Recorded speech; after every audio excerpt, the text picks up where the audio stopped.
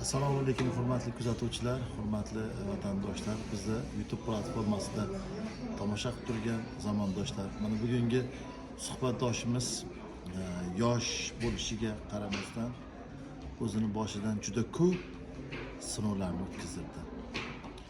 Suhbatdoshimizga savollarimizni birma-bir berib boramiz. Ukajon, mana yosh bo'lishingizga qaramasdan o'g'irlik qilibsiz. Bunga sizni nima majbur qildi? Yo'qchilik. To'qchilik. Ukamizni qarang, holatini qarang, yo'qchilik deyapti. 15 sutga bo'ldimi, necha kun bo'ldi?